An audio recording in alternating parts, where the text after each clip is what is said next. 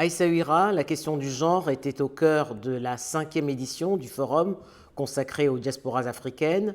Actrices et victimes, les femmes de la diaspora sont tout cela à la fois, mais la diaspora africaine est-elle uniforme ou pluraliste ? Je crois que ce qui caractérise les diasporas africaines, c'est vraiment la pluralité. J'ai moi-même mis beaucoup de temps à comprendre les connexions qu'il pouvait y avoir entre une personne noire née en Europe, quelqu'un qui est afro-américain, quelqu'un qui est africain né sur le continent.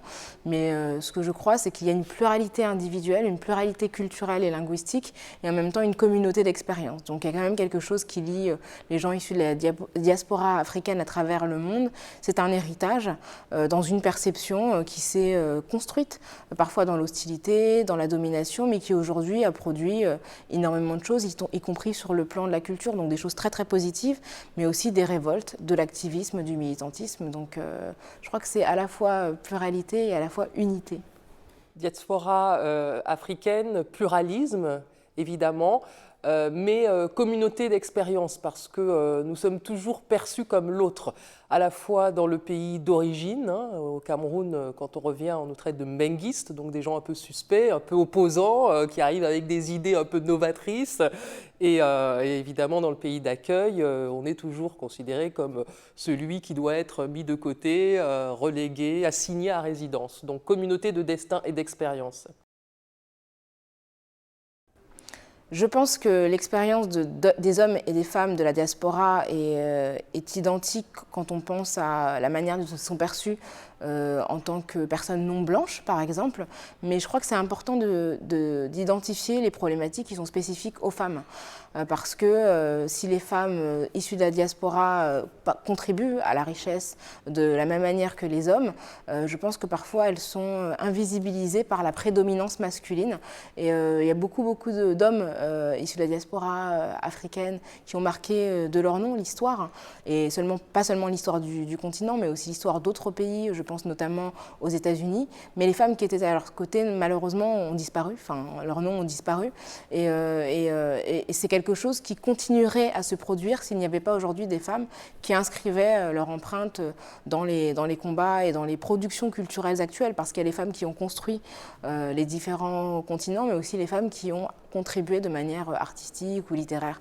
Donc c'est pas exactement la même chose. Je pense qu'il faut laisser une place spécifique aux femmes pour qu'elles puissent exister en tant que telles. Il y a un dénominateur commun, à savoir l'impression d'être toujours perçue comme l'autre, mais en plus, être une femme, c'est la double peine, puisque à la fois nous sommes victimes de racisme et à la fois de sexisme. Donc il y a cette intersectionnalité qui nous rend quand même particulières, nous les femmes, au sein de la diaspora africaine. Comment je m'inscris en tant que diaspora dans mon pays d'accueil, dans mon pays d'origine? Alors déjà, en réalité, je ne me définis pas comme faisant partie intégrante de la diaspora. Ce n'est pas mon vécu, puisque ma mère est née en France, mon père est né au Cameroun, je suis donc franco-camerounaise. Mais j'ai une communauté de ressentis avec la diaspora. Et je pense que cette double appartenance nous donne une distance critique sur les deux pays, toujours cette capacité à regarder de côté, et qui est en même temps et aussi la chance de pouvoir s'adapter, parce que nous avons un socle large et donc une forte capacité d'adaptation. Donc une richesse, en clair. Pour les personnes qui, comme moi, sont nées en Europe, mais de parents africains, il y a une dualité, c'est-à-dire qu'en Europe, même si voilà, on est chez nous en Europe, on est toujours perçu comme quelqu'un d'étranger parce qu'on n'a pas la même couleur de peau que la plupart des gens. Et en même temps, on se sent culturellement européen parce que c'est tout ce qu'on a connu tout au long de sa vie. Et ce qui n'empêche pas d'avoir un lien affectif très profond avec le pays de nos parents, puisque souvent, pour beaucoup d'entre nous, on a été bercé dans la langue d'origine. Et même si on ne la parle pas très bien, c'est une langue qui nous est familière, qui fait que quand on est plongé dans un environnement qui correspond au pays des parents, et bien tout d'un coup, il y a quelque chose qui est de l'ordre vraiment de l'affection qui qui se révèle. Et en tant que femme, il y a vraiment cette dualité de s'imposer par rapport, par exemple, pour les femmes qui sont féministes en Europe et qui ne sont pas blanches. Donc il y a la volonté de s'inscrire contre la domination masculine en général, mais dans le mouvement féministe, contre la blanchité, si je puis m'exprimer ainsi, du mouvement féministe en général également, puisque les féministes blanches ne tiennent pas toujours compte des problématiques spécifiques aux femmes non blanches. Et après, dans le pays d'origine, effectivement, il peut y avoir aussi un conflit de culture, parce qu'on a été élevé selon certaines valeurs, et on se rend compte que dans le pays d'origine, elles ne s'expriment pas toujours de la même manière. Donc en tant que femme, on peut aussi venir avec, voilà, faire la petite française, etc., et devoir pas composer, mais en tout cas trouver les termes pour pouvoir peut-être imposer ce qui nous a été inculqué ailleurs. La paroi de verre est définitivement bien installée, et ce, quel que soit le niveau d'éducation, puisque, je vous cite juste l'exemple frappant des... Comme par hasard, les 2 ministres du gouvernement Hollande qui ont été le plus victimes d'insultes, d'attaques, comme par hasard, ce sont 2 femmes, l'une antillaise, noire, Christiane Taubira, l'autre d'origine maghrébine, Najat Vallaud-Belkacem. Donc, quel que soit le niveau, nous ne sommes pas encore acceptés à part entière dans ce pays.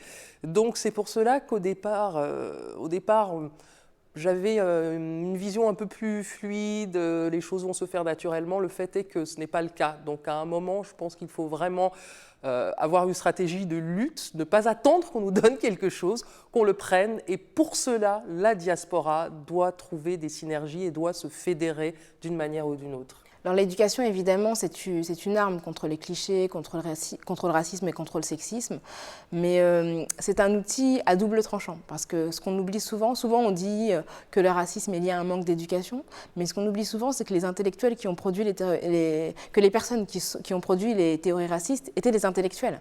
Donc ils ont utilisé leur savoir, leur pseudo-savoir, hein, scientifique, entre guillemets évidemment, ou religieux, pour produire des théories racistes qui ont été enseignées par la suite. Donc, il faut faire attention à ne pas croire que l'éducation, mécaniquement, forcément, produira des effets bénéfiques. Je pense qu'il est important de, justement, contredire ces théories qui sont problématiques et effectivement de les rendre accessibles au plus grand nombre, mais aussi donner des outils d'émancipation au plus grand nombre. C'est-à-dire que les gens doivent recevoir une éducation, mais doivent être aussi capables de produire leur propre pensée. Et je crois que c'est quand on est maître des outils de réflexion qu'on peut soi-même être un acteur de l'éducation de nos concitoyens. Donc, moi, je suis très attachée à cela, et puis attachée particulièrement au fait que les femmes aient accès à l'éducation. C'est extrêmement important. C'est important sur le continent africain, mais c'est aussi important en Europe, parce que je rappelle qu'en France, on a un débat sur le port du voile à l'université.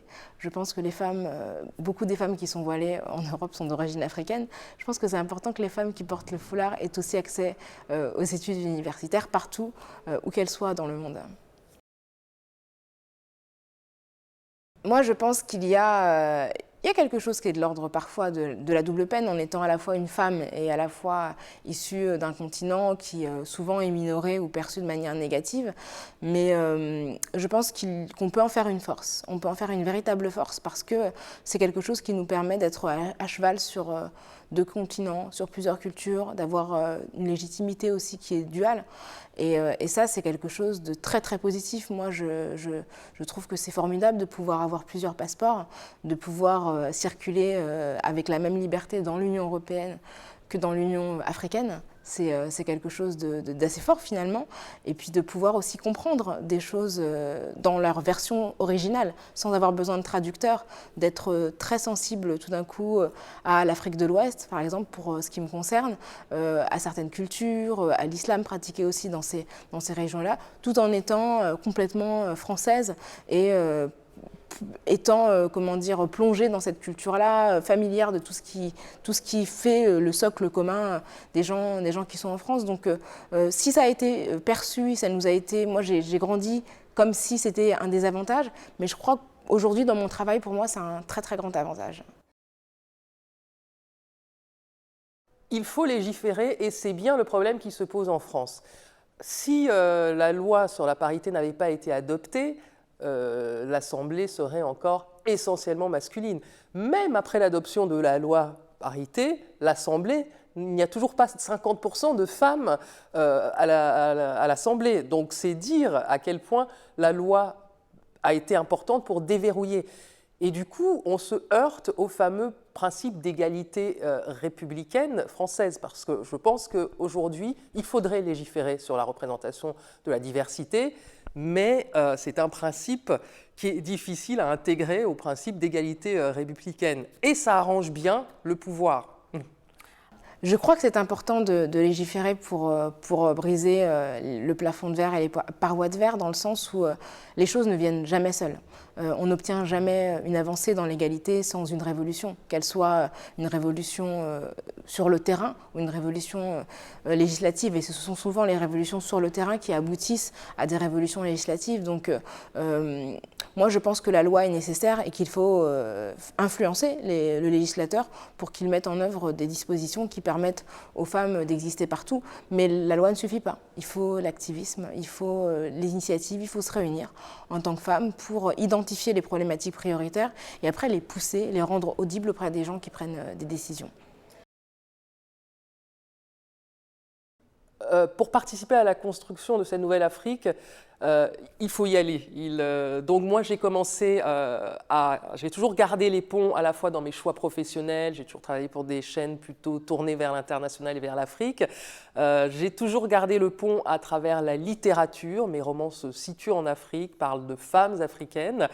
Et maintenant, il faut rentrer dans une phase un peu plus opérationnelle. Et là, concrètement, je me lance dans la production pour produire des émissions en Afrique. Alors, en tant que femme, participer à la construction de la Nouvelle Afrique, c'est déjà être là. Quand on a la chance d'être visible, d'avoir accès à la visibilité publique, c'est déjà une grande force. Et on ne se rend pas toujours compte de la manière dont on peut être parfois un modèle, en tout cas un référent pour des gens qui n'ont pas toujours la possibilité de voir des femmes dans des positions de visibilité, de pouvoir, de responsabilité. Donc, et après, moi, en tant que femme journaliste, en tant que femme réalisatrice, pour moi, vraiment, je considère que j'ai une responsabilité dans le fait de transmettre aux plus jeunes. Pour moi, c'est extrêmement important parce qu'on ne peut pas faire avancer la cause des femmes si on est seul et isolé sur une position, même si c'est un bastion qu'on a conquis. Si on est seul et qu'on ne crée pas les conditions pour que d'autres bénéficient du combat qu'on a mené, ça ne sert à rien. Et pour moi, vraiment, la transmission, c'est le maître mot. Et je pense que ce qu'on appelle l'empowerment des femmes, le fait de leur donner du pouvoir, c'est le rôle des femmes qui sont dans une certaine aisance de donner du pouvoir aux femmes les plus jeunes ou les plus en position de fragilité. Donc, et pour les femmes africaines, je pense qu'il y a une existence qui est protéiforme, qui existe dans les médias, qui existe dans la littérature. Je me réjouis par exemple de savoir que la bande dessinée Marvel, Black Panther, va être adaptée au cinéma et que dans cette bande dessinée, le continent africain est considéré comme le continent le plus avancé du monde, qui a la plus grande technologie. Ça, je pense qu'avec le casting qui va être composé notamment de Lupita Nyong'o, qui est une femme africaine et qui est la dernière femme noire à avoir remporté un Oscar, ça pour moi c'est vraiment révolutionner l'image du continent, l'image des Africains et l'image aussi des femmes qui sont ses habitantes.